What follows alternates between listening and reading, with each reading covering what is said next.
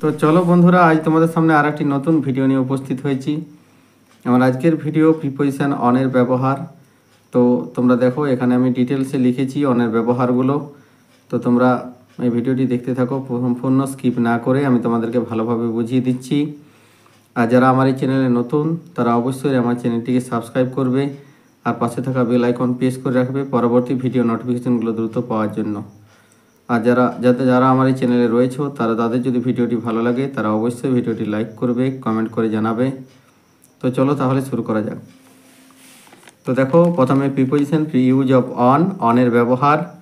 তো 1 নম্বর রুলস আমি লিখেছি অন বসে উপরে, অর্থাৎ স্পর্শ বোঝাতে। মানে যদি উপরে থাকে, তো উপরে যদি যেটার উপরে রয়েছে সেটার সাথে যদি স্পর্শ থাকে তখন আমরা অন বসাই। যেমন ধরো একটা উদাহরণ আমি দিয়ে এখানে এক্সাম্পল দিয়ে বুঝিয়েছি।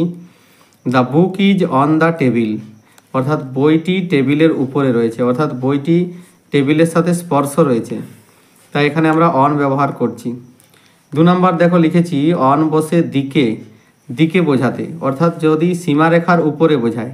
যেমন একটা এক্সাম্পল দিয়ে আমি এটা পরিষ্কার করছি।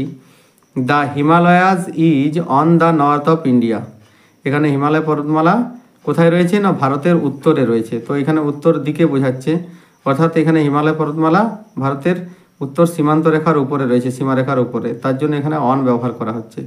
তো দেখো 3 নম্বর রুল যেটা রয়েছে, অন বসে বারের নামের পূর্বে। অন বসে বারের নামের পূর্বে, অর্থাৎ যেমন he will come on Sunday, যে সে রবিবার আসবে। এখানে Sunday, Monday, Tuesday, Wednesday, Thursday, Friday, Saturday, যে কোনো বারেই থাক না কেন, বার বোঝাতে বারের আগে অন বসে। 4 নম্বর রুল লিখেছি দেখো অন বসে তারিখের পূর্বে, অর্থাৎ দেখো এখানে উদাহরণ দিচ্ছি যে he was born on 13 December 2011, অর্থাৎ সে জন্মগ্রহণ করেছিল 30 ডিসেম্বর 2011 সালে। এখানে একটা তারিখ বোঝানো হচ্ছে, মেনশন করা আছে। যে কোনো তারিখ যদি বোঝায় তাহলে তারিখের আগে আমরা অন ব্যবহার করব। দেখো পরবর্তী ব্যবহার অন বসে বিশেষ কোনো দিবসের পূর্বে, অর্থাৎ যেমন এখানে উদাহরণ দিয়েছি my father gave me a pen on my birthday, যে আমার বাবা আমাকে একটি কলম দিয়েছিলেন আমার জন্মদিনে। এটা একটা বিশেষ দিবস বোঝাচ্ছে। আরও একটা এক্সাম্পল দিয়েছি দেখো, যে he sang a patriotic song on the independence day, যে সে স্বাধীনতা দিবসে একটা দেশাত্মবোধক গান গেয়েছিল। তো একটা বিশেষ দিবস, তো বিশেষ দিবসের পূর্বে আমরা অন ব্যবহার করি। 6 নম্বর রুল লিখেছি দেখো অন বসে পায়ে হাঁটা বোঝালে, অর্থাৎ যেমন এখানে এক্সাম্পল দিয়েছি দেখো হি কেম হেয়ার অন ফুট, যে সে এখানে এসেছিল পায়ে হেঁটে। তো এখানে অন ফুট ব্যবহার করা হয়েছে, যে অন বসে পায়ে হাঁটা বোঝাতে অন বসে। 7 নম্বর রুলস লিখেছি দেখো অন বসে ঘোড়ায় চড়া বোঝালে, সাইকেলে চড়া বোঝালে। তো সেক্ষেত্রে দেখো আমরা অন ব্যবহার করি। যেমন he rides on horse, he rides on horse, horse মানে হি রাইডস অন হর্স, এখানে ঘোড়ায় চড়া বোঝাচ্ছে। হি রাইডস অন বাইসাইকেল, যে সে সাইকেলে চড়ে, সে ঘোড়ায় চড়ে, সেক্ষেত্রে আমরা অন ব্যবহার করি।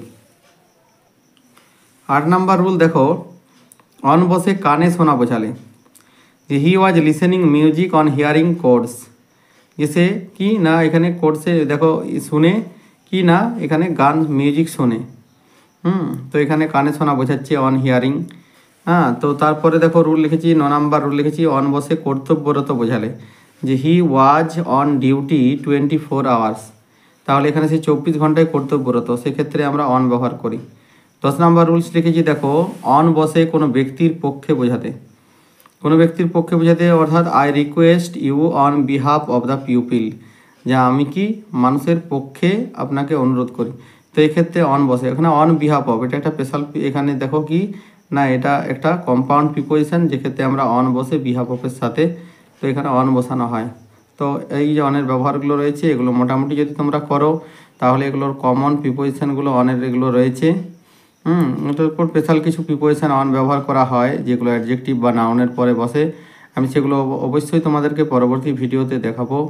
তো আমার আজকের ভিডিও এ পর্যন্তই। যদি ভিডিওটি ভালো লাগে তো অবশ্যই আবারও বলছি ভিডিওটি লাইক করবে, কমেন্ট করবে আর তোমার বন্ধুদের সাথে শেয়ার করবে, আর পরবর্তী ভিডিওর জন্য তোমরা অপেক্ষা করবে।